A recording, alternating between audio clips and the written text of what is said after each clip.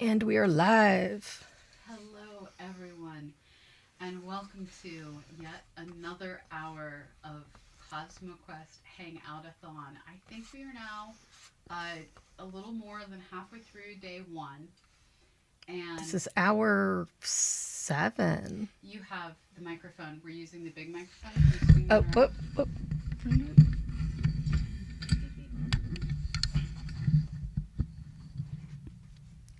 Hello, everyone, and welcome to hour 7 of the CosmoQuest Hangoutathon. Um, we are, I think, more than halfway through the first day of Hangoutathon. This is a 2-day event, and we are here to, it's basically a membership drive, NPR style, maybe not as well produced as some of the cities you live in. I don't know. I've seen some of those. I think we're doing okay. I think we're doing okay. Are both mic sets turned on? Allie's over here talking. Testing. What, is there an echo? What's going on? Why are you saying there's a problem? Because I'm using this microphone and you're trying to talk into them. I just muted so they're not hearing me right Okay. now. I don't know what you're talking about. This is incredibly produced.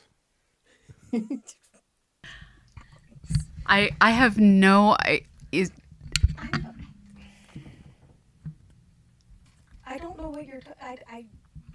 Okay, one moment. I needed an extra mic because I gave her the big mic. Yeah. Yeah. That means I need the other one. And we need to switch.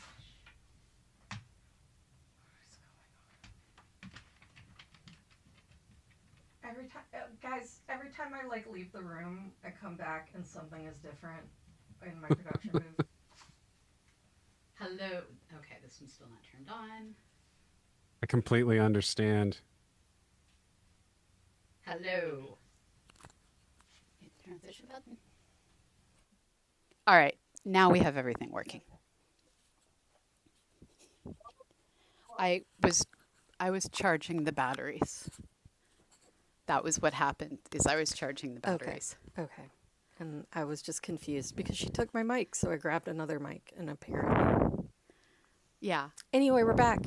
Hi. Hello and welcome to hour 7. This time with more audio. Joining me this hour are some new faces to CosmoQuest that I hope all of you are going to get to know more and more as the year and the years go on. So one new face that is new to today is Jenny Larson. You have met her on our CosmoQuest After Hours several weeks ago, talking about conning for science, going into science fiction events, and also talking about terrible movie science and some of her favorite things gone terribly wrong. Also joining us this hour, who you know from past Hangoutathons, and you also know from CosmoQuest After Hours, is Alex White. And joining us for, I think, the second time today is Jason Bott, who you have also met at After Hours. And what you are learning is I have been working to introduce all of you to people that are becoming part of CosmoQuest through our After Hours program. And one of the things that we are looking forward to doing is swarming science fiction and fantasy conventions and things like MagicCon, and saying we are scientists and we would like to lure you from your science adjacent awesomeness into our scientific awesomeness, and leverage these events that people travel to, that they gather at, to insert science into their lives and to start doing things like finding science advisors for creatives, bringing science into panels where there may not be any yet. And I'm going to take a moment and I'm going to ask Jenny for you to introduce yourself first, then I'm going to go to Alex and Jason. So Jenny, if you want to introduce yourself to our audience, tell them a little bit about your research and a little bit about your science fiction fantasy convention experience. Sure. So, hi, I'm Jenny Larson. I am an associate researcher at the Planetary Science Institute. I am super interested in basically everything natural disasters. I specialize specifically in asteroid impact dynamics and modeling asteroids. It's one of my favorite things. I'm working on trying to look at the asteroid that's coming in 2032 right now and seeing if it poses any sort of threat to um, any satellites around Earth and whatnot. So Is that that's my Apophis or current IR4? YR4. Okay. Yep. Yeah, so that's currently what I'm working on. As for my con experience, I go to a lot of cons. I cosplay a lot. Um, yeah, I have competed in a lot of cosplay competitions from like MegaCon in Orlando to FanX in Salt Lake. Um, it's I've been a whirlwind of cosplays. Um, Lots of cosplays. But yeah, I love going to cons. I love meeting all of the weird science people that come to cons and all the weird people who are interested in science who come to cons. Yeah. That is awesome. Alex, you and I know each other from podcasting and Dragon Con. It's been a lot Yes. of years, my friend. The first time I met you was at Balticon, in fact. We were on a panel together. Yeah. Yes. Yeah. So, the podcasting track there was amazing. I miss it. It was. It was a really wonderful time. So my entry into the world of conventions was predominantly through podcasting. I mean, I've been going to Dragon Con since '97, but you know, as far as actually getting involved and actually helping out, I got in through a podcast called The Gear Heart, and then that helped me launch my publishing career. You know, all of my networking was done through cons. And so I find that there's no better place to meet somebody than while you're on a panel with them, which is how I happen to be here at the moment. So, you know, QED or whatever you mathematicians say. So, yes. And the amazing new, we've recently updated our Patreon. If you look at the new membership level artwork, that new artwork is thanks to Alex. I had artwork that it was dated, it was old, it was at the edge of my abilities, and Alex is actually an artist instead of just playing one on the internet. Yes, and one of these days I will have to tell you an amazing story about how that has come full circle from the moment we met to the moment I did those graphics for you. That's wild. I just want to jump in really quick. We got a new Patreon member. We did. So I'm about to update the. Your mic is nowhere near no. your face. Okay. I got it. Here, let's trade since you're typing. All right. So thank you. There we go. If we can get our Patreon up to $2,500 a month pledged, then we're able to do live coverage of the Artemis 2 launch. So, Jason, you're another new human who I did not meet at Balticon or through PSI. I met you on the internet in the way I've met so many of the amazing humans in my life. Yeah, we got involved through, I think, an event called, or actually a group called the Overview Roundtable, which is pulled together by Frank White during, I was actually reflecting on it during your last segment, talking about what happened with this community during COVID and recognizing that the community which you and I met, the Overview Roundtable, got started pretty much the same way during COVID, that it forced us into kind of a new way to go, and yet simultaneously we all discovered this great connection. It's still going strong. So My background, I am um, passionate about space and science fiction. I'm a writer. I tend to do more work with the anthologies and have put out multiple of those, have a few more coming out this next year. And I've been doing conventions since, oh my gosh, probably I was one of these when I was in high school, and they had those little tiny ones that, they do them at the local like Eagles Lodge or something, and there'd be like 7 tables set up, and they're very embarrassing because I was raised in Nebraska, and I graduated in '93. That'll tell you my age. And cons back then were nothing that cool people went to. And there are things you are very much ashamed of, and that's burgeoned over the years. It's I had a good streak of several years going to San Diego Comic-Con before I decided that last time I went, I'm like, I really like not bumping into people once a second, and I'd like to breathe some fresh air. So I stepped out of San Diego Comic-Con, and but I've hit everything else from Mile High Con. I'm here in Denver, and I really love what Alex said. It's so much of my life has been due to these great connections you make at these cons.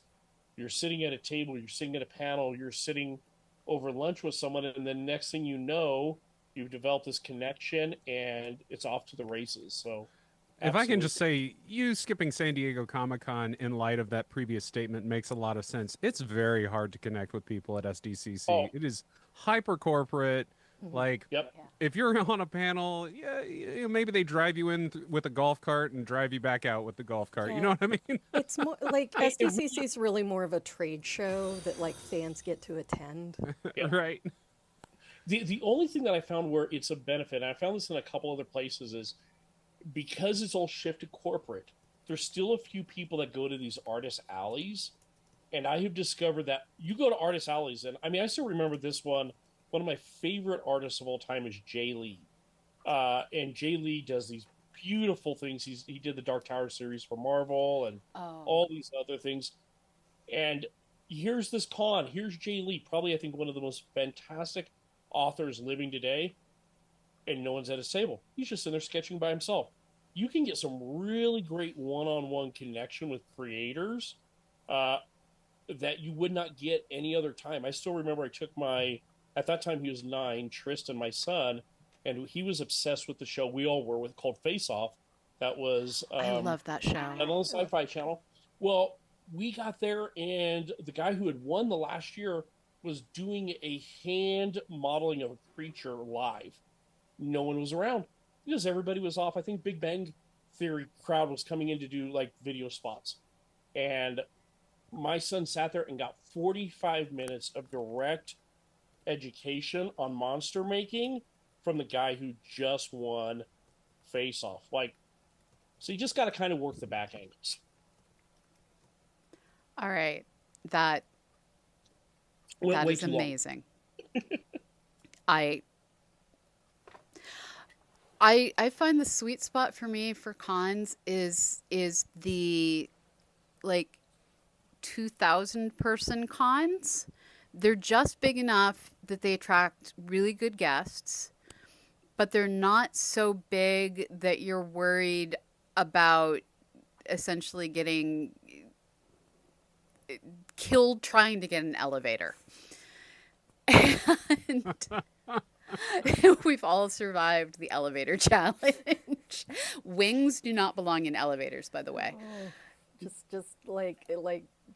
giving me flashbacks, Pamela. Oh, I know.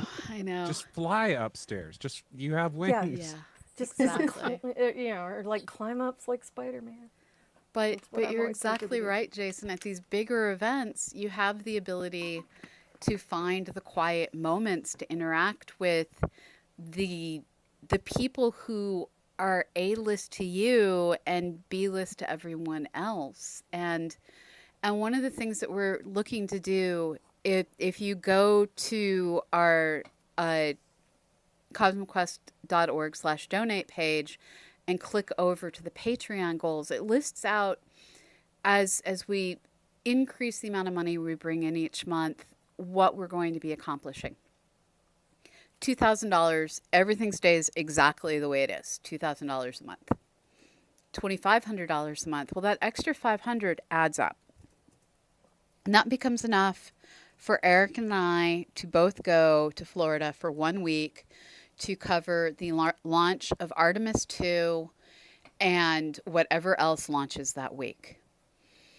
And another 500 after that becomes enough money for either two people to go to one event or one person to go to, and it doesn't have to be the same person, a person of whatever human variety to go to other events. And so as we bring in more and more money, it allows us to add shorts, to add travel, to add the ability to bring science to people in these places where they're already primed to be like, oh my God, that's so cool. Explain that to me, about cosplay, about artwork, about makeup, about writing. And it's that Will Wheaton idea of let everyone be a nerd about their own thing and be excited about that other thing that somebody's a nerd about.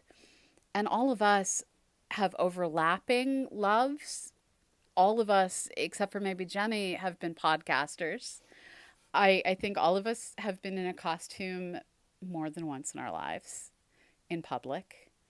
I may have recently gone to see Frankenstein in full Victorian garb. I have looked back at some of my attempts at cosplay like 10 years ago, and okay. Mistakes were made when we were young Those and pictures impoverished. have been No removed from way. the internet. No way. That's just how you show love.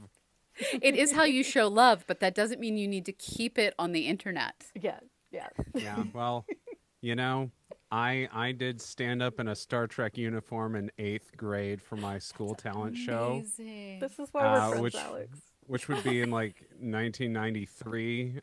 You know, Oh, back around the when same you got time your that butt Jason kicked for graduated. doing stuff like that. Oh yeah, yeah. People A, didn't get the jokes, and B, did not think it was cool. Oh no. Oh, wow. Okay. See, I like to keep all of my old embarrassing things online just because everyone has them. Yeah, And like yeah. like I remember, like, I know like so many people go to cons and they go to the contests and they see these phenomenal cosplays. And this is still me. I still go and I'm like, Yeah. wow, these are incredible. I can't believe that I got chosen to be among them. And it helps to be able to like look back through these people's journeys Mhm. and be like, yeah, they were that dork too. Absolutely. We're all that dork. Yes. Yeah. I think it's interesting because I feel like there's a certain age that you hit wherein we transition as a society from being like, oh, cool, you're a child exploring to, oh, you're embarrassing. And like, it's like a threshold. It's like a cliff. It's not like a gentle slope into that, you know? And I think that, those explorations are required. It's funny because on the one hand, it's like, okay, so I told a bunch of out of step Star Trek jokes to a small Alabama middle school. And then I, as an adult wrote for Star Trek, come on. Yeah, it's like, I think for me, instead of like pictures, it's my writing. There's a lot of like my earlier writing. Oh yeah, those corpses stay buried. I am See, so mine are like I've got it's up for God and everyone to see on the internet. the big difference between Allie and I, because of our age, is AO3 did not exist when I was in college or high school. And there's a lot less Battlestar Galactica Didn't fan exist when I fiction. was in college either, because yeah. So I luckily had hit the point of like not having spare time by the time it came into existence. So yeah. The world is saved from my Battlestar Galactica fanfic. Yeah, occasionally people will comment on like my 10, 11, 12-year-old fanfic that I cringe when I read it. just like, oh, I can't believe I was that terrible of a writer. But people will give me like positive comments, and Oh, they tell me yeah. how much they love it, and I'm just like, I don't understand why, but thank you.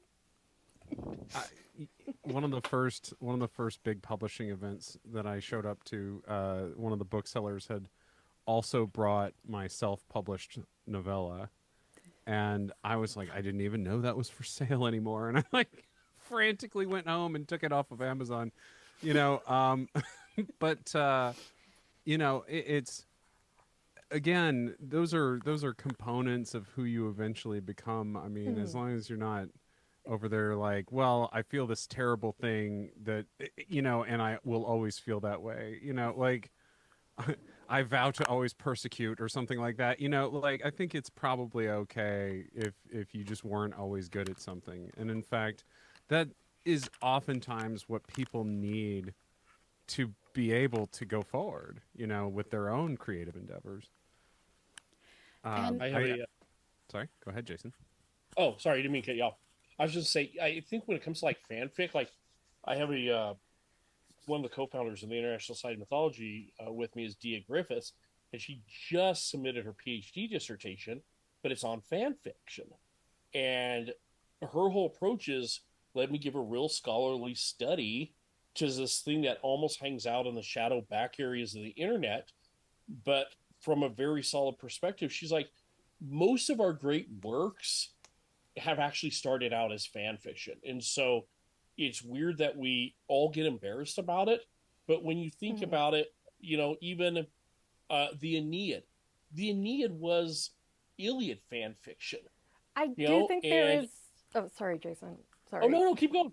No, I do think that there's like an important distinction there, and like I still struggle with making it without also turning it into value judgment, because I don't want to make value judgments about those things. But I do think that to call things like the Aeneid, or even like I've heard Paradise Lost called Bible fanfic, it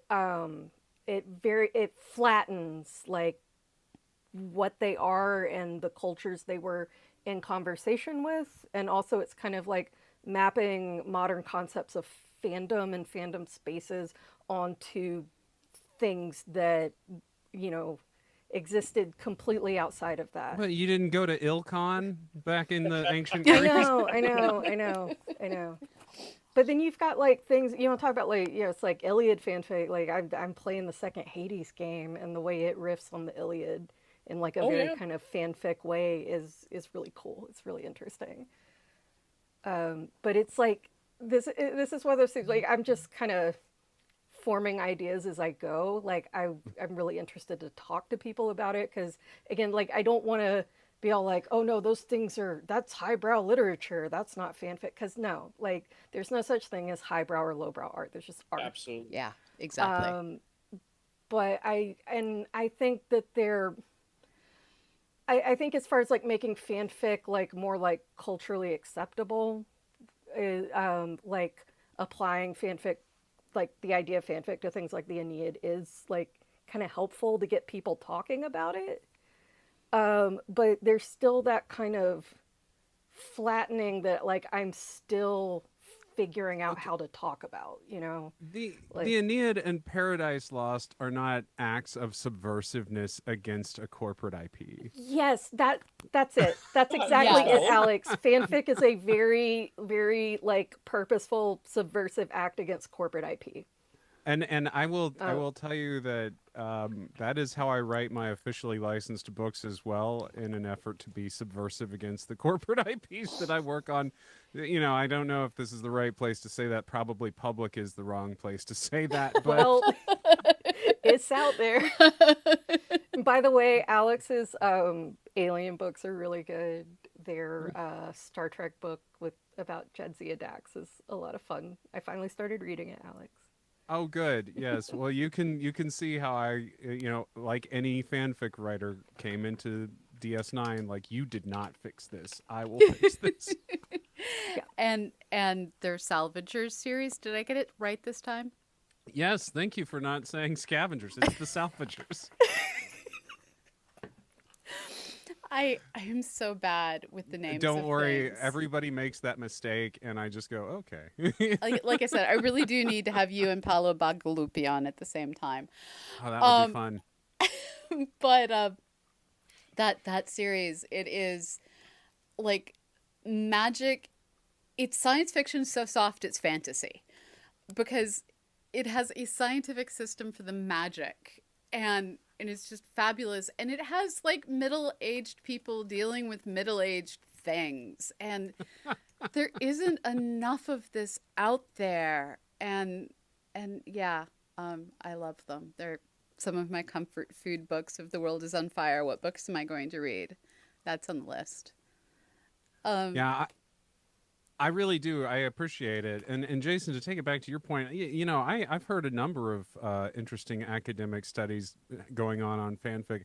I feel like this is really interesting for us because what does that mean if fanfic becomes able to be canonized? It's so strange because like I'm a millennial girl.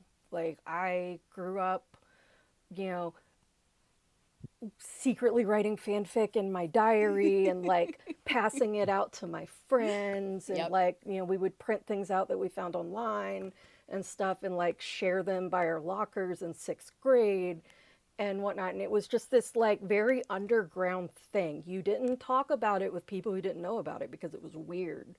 Oh, everyone knew I was writing Battlestar And, Galactica fanfic. I mean, all my yeah. teachers knew I was writing X-Files fanfic. Yeah. But watching it become this like mainstream thing, I realized this panel has nothing to do with fanfic, but It's where we went. yeah, We it's live where here we now. went. And watching it become like a legitimate field of academic study, watching it be kind of taken seriously, watching people's fanfic like catapult them into traditionally published writing careers. I had my mind blown yesterday when I found out a romance novel I really, really like started off as Captain America fanfic. Nice. Well, that's why you like it. Yeah, thank you. I know. Anyone who knew me back in 2014 is like, oh, that, yeah. Yeah. And it's just, it's that evolution has been really, really interesting to watch. And as someone who was like very much like about that, like kind of subversive, like underground culture aspect of fanfic, watching it come out into the light of day, it's like, I feel a little exposed. I get where you're coming from. I also think, though, that maybe it is time for some of the major science fiction awards to, they don't even allow tie-in novels at the moment, which is odd because they will give an award to a major motion picture based on licensed work. Captain America can win the Hugo. That's so as strange. as a film, right? But a tie-in novel is not eligible at all, and Yeah, that makes no sense. best fan cast, yeah, that's a Hugo. But, again, not to disparage them opening up these categories. In fact, I'm glad that they have more categories. But Well, it took you to, I mean, not, it took Sifwa a while with the Nebulas, just to get around to even potentially self-publish and figuring it out. sure, It's yeah. yeah, I hope at some point they'll figure that out and come around because, like you mentioned, tie-ins. One of my favorite authors is Greg Bear, who's won a Hugo Nebula, He's great. and his whole Halo series Yeah. is brilliant. It will never get considered, and you're like, this makes no sense. He went after commercial piece, and yeah, you're right. He's outed himself, can't get an award for those. Yeah. Yep, I knew you were going to bring up the Halo thing as soon as you Oh, said yeah. Greg Bear. Oh yeah, absolutely. I think that these particular items aren't necessarily given the care and attention that they deserve, but I'm glad to see it emerging in academia. Yeah. And what we're hoping to do is work on building more of these connections by taking our wild and diverse set of skills and passions and invading and saying, hi, how do we help? And that's really what's at the core of CosmoQuest, is this idea of how do we help? Citizen science, community science, volunteer science, the core idea is people who have spare time using it to contribute to publishable research. And we in turn say to the teachers, how do we help? We say to the fiction writers, how do we help? We say to each other, how do we help? And it comes in a lot of different forms. Like Jenny at PAX, I think it was, no, FanX, gave a presentation on terrible sci-fi movie science. And I mean, how did that get started? I mean, I personally love disasters.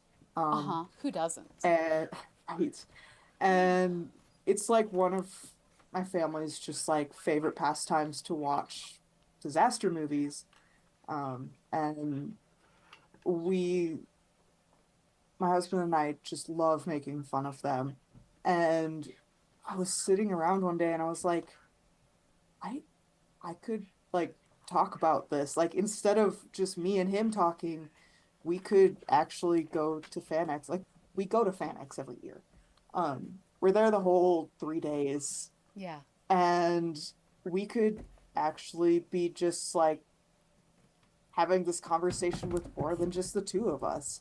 Like, that would be amazing. Yeah, so I put in the application to be a panelist and went, and it was amazing because like I got to learn, so like I met someone who studies sharks, and we got to talking about Sharknado because that one is just like classic disaster movie that's not as bad as you think. And she helped like confirm some of like it's terrible film. And yeah, I'm gonna go down a whole other rant about like filmmaking versus like the science. The science is decent. Which is such a weird concept for something named Sharknado. The first time you said this to me, Jenny, because Jenny was on After Hours several weeks ago, and like brought up that the science in Sharknado is actually pretty sound, and just I'm like, what? It's a terrible film. Oh yeah, Like, yeah, it is. Worst writing, the graphics, god awful. But it's so much fun. But And so the you need to science is not explain the bad. fact that we can have airborne sharks. Yes, yeah. So, yeah, like they actually had a science consultant for Sharknado and did research on like different stories of cases where there were these water spouts, which is essentially a tornado over water. And it ended up picking up like a school of fish, like a bunch of fish. And when it came onto land, it became a full tornado. Those fish just dropped onto land. And so that was like their core principle for like, okay, but what if it was not just fish? What if it was sharks that got caught in the tornado and then fell onto land? So like there are actual documented cases of fish falling from the sky after water spouts and tornadoes.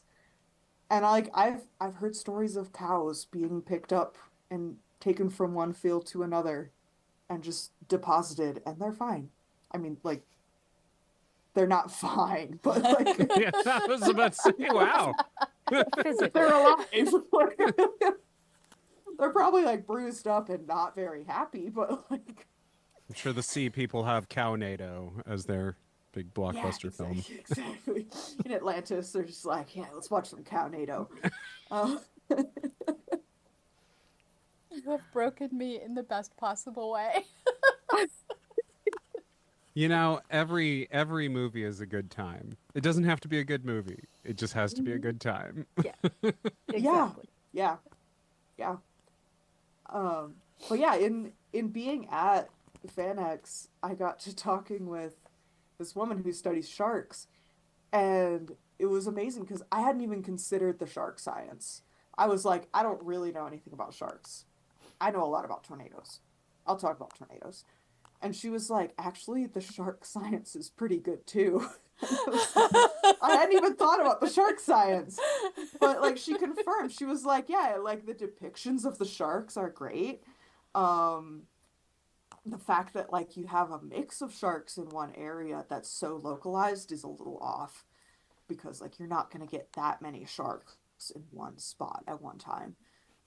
But like the movements of the sharks were not bad. Like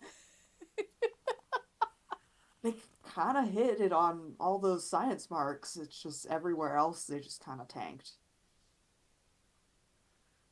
I enjoy a movie that you often hear people talking about how like, oh, if you were to see an accurate depiction of something like espionage, for example, that it would actually be somebody combing through Excel spreadsheets in a dark room, like and I actually really like films that take the science very, very seriously, along with films that take the civics very, very seriously, all that kind of stuff. I mean, we haven't even gotten into, other academic foci. But, are there any movies that you can think of that you feel like the science has been slow but exciting?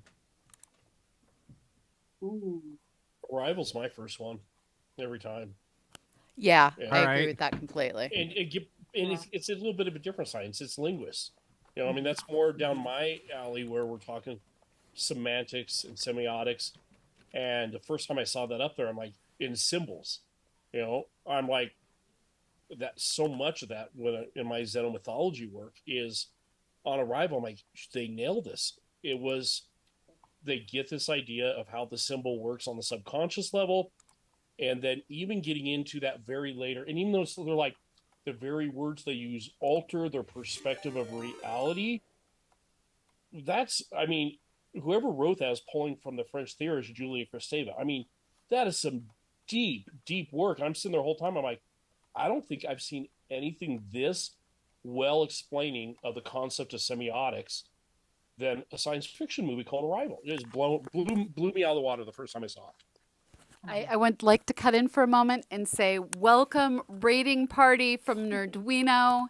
It is amazing to have you here. You have just joined the CosmoQuest Hangoutathon 2025, where we're introducing everything to the things that we're dreaming of doing for 2026 and working to grow our Patreon community. For $5 a month, you can get a bottomless cup of science for less than the cost of the peppermint mocha, small-sized, from Starbucks that would last me 30 seconds right now, but I would love every single one of those 30 seconds. As Allie picks up like, her. oh, well, no, it reminded me that I have coffee. So welcome, all you nerds. You are our kind of people. We're currently talking about our dreams of taking CosmoQuest back to doing science fiction conventions. Now, this is one thing that we haven't had a chance to talk about. Back in 2012, I got a significant NASA grant that funded us to take citizen science to science fiction fantasy conventions, all of them basically that were already on my list to go. Did I just mute myself? No. So we were going to 5 or 6 big events a year, and also going to the big science conferences with a twofold goal. At the science conferences, we were gathering new content. We were inviting scientists to do their science using community science.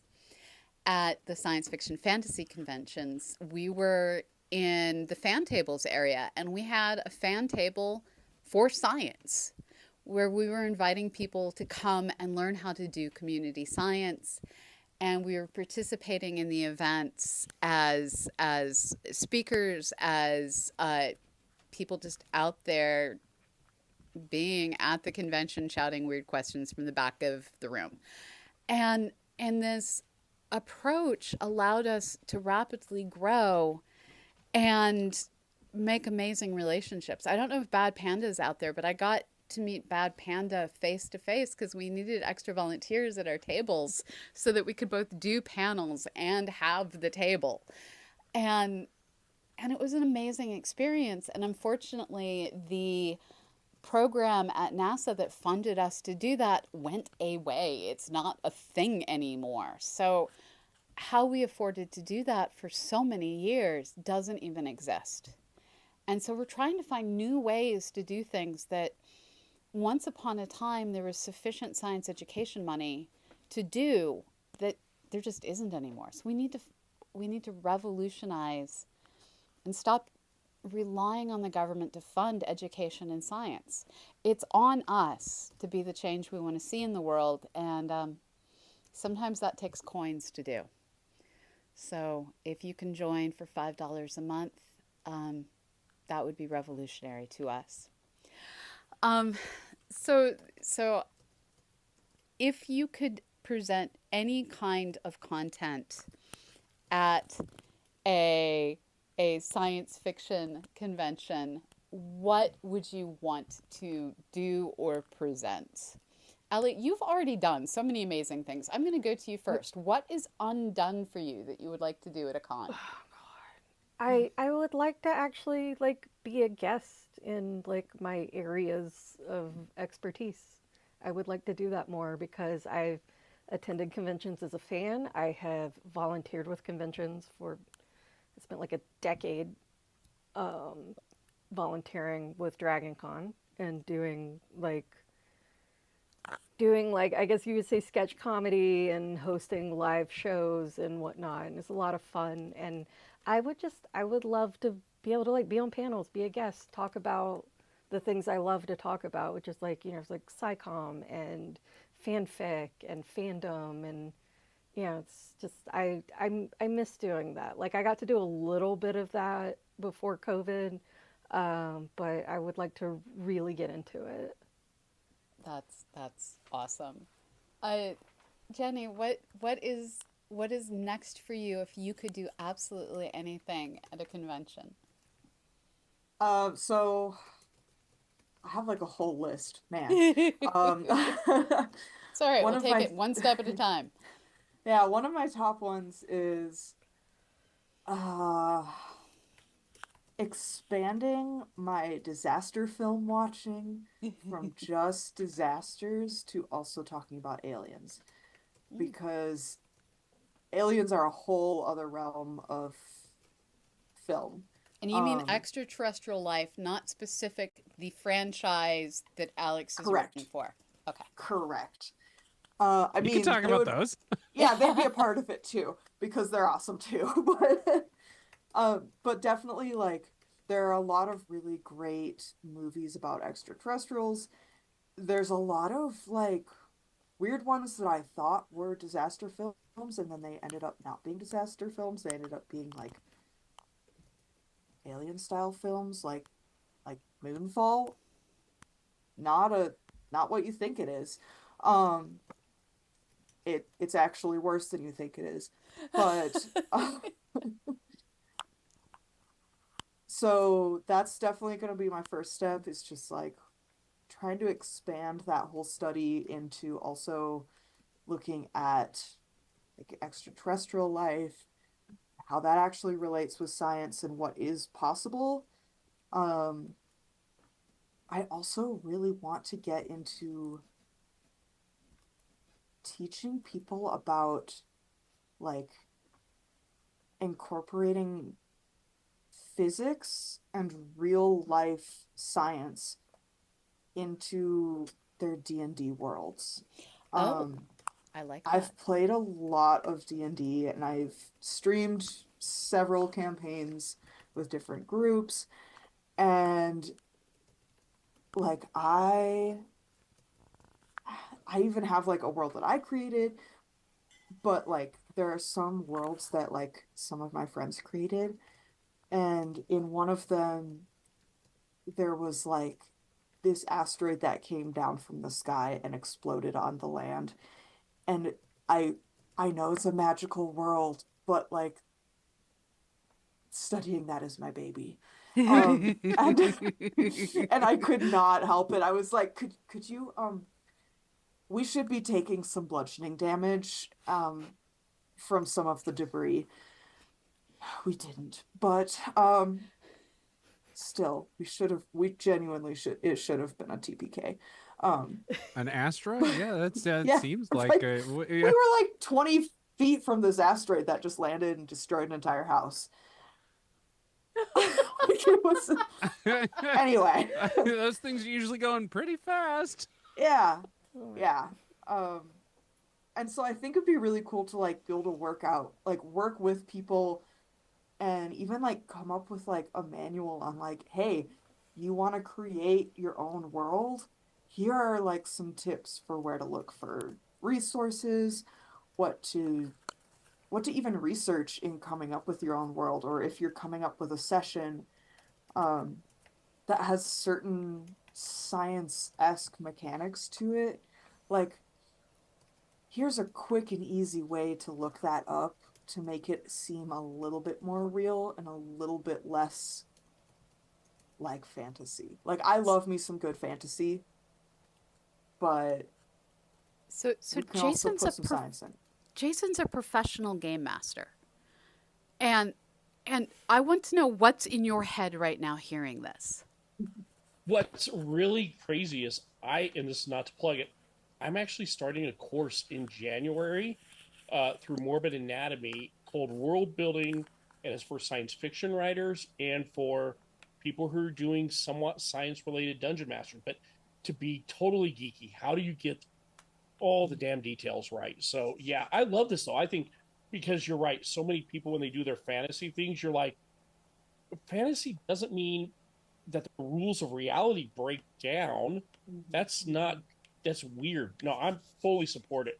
Fantasy DMs need a whole lot more on how to get the accurate science fiction concepts. You know, maybe they change something at the very beginning. Maybe the worlds of physics are a little bit different, the laws. But how does that cascade? You know? Exactly.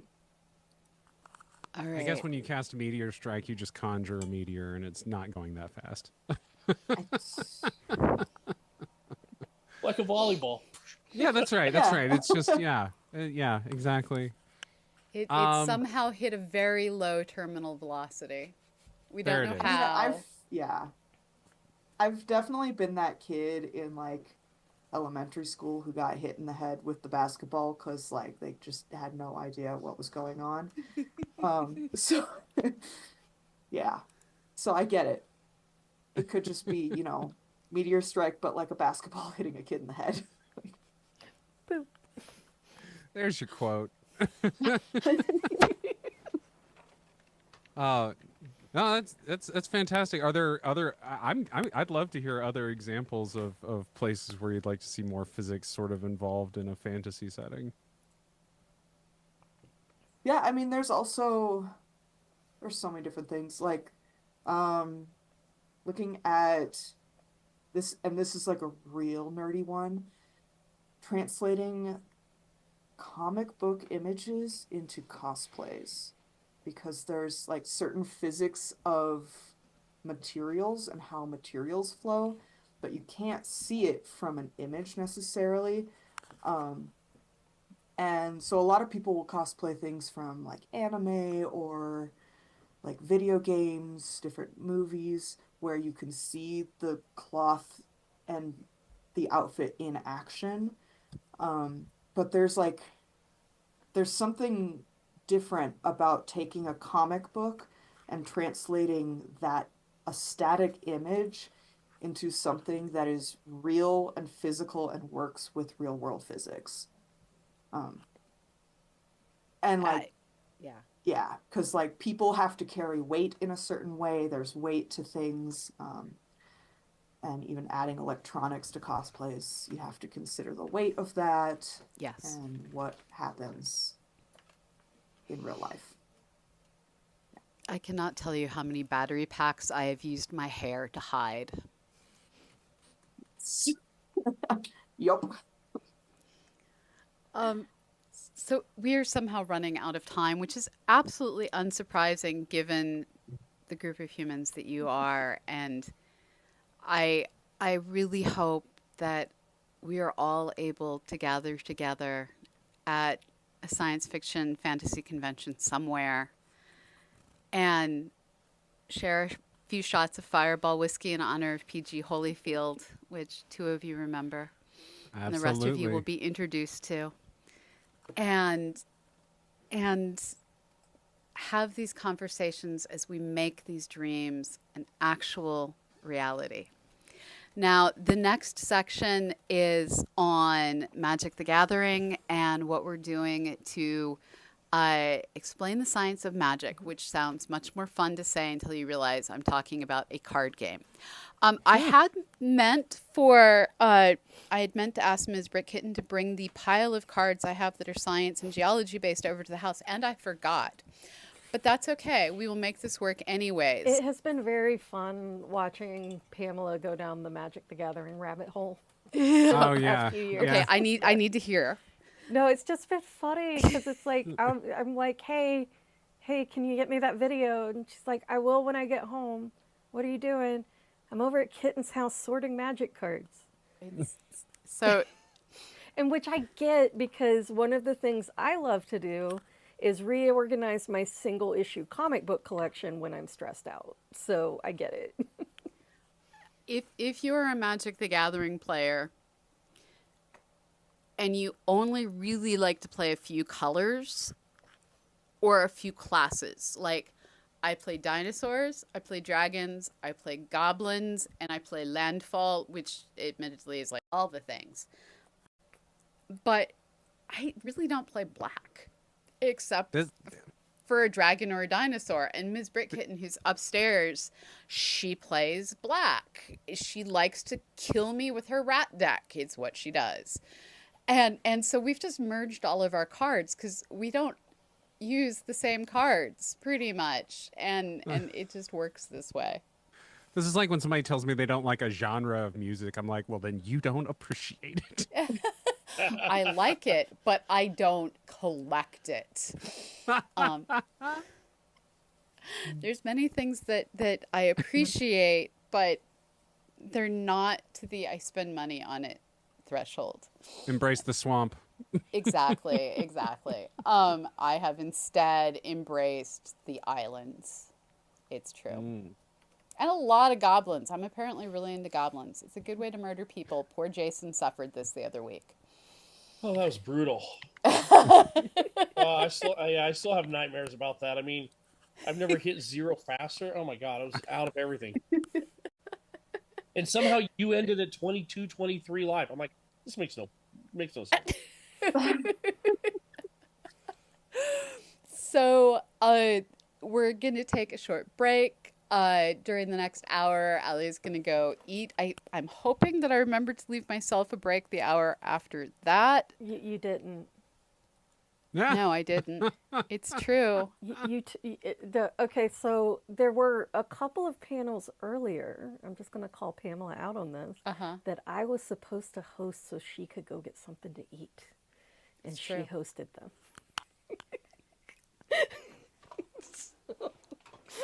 And I was very confused. I'm just like, It's true. It's true.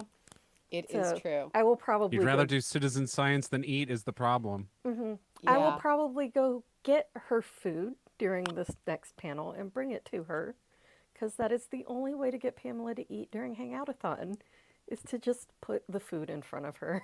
It is true. It is. And after true. 5 years, I've finally learned this. Just remember to turn the mic off. This isn't an ASMR channel. Yeah. That's a whole different type of audience. Yeah, turning mics off is usually not a problem we have. It's the other direction. Yeah. So, but I love you, Pamela. No, we are a team because we balance each other out, and the audience bought me this mug a few years ago. Sorry, I was on mute. Yeah. Well, the two quintessential questions of all electronic production or electronic music and sound production. Question 1, why can't I hear that? Question 2, why am I still hearing that? It's true. It's true. You want to make some music? Yeah, you got to answer those two questions.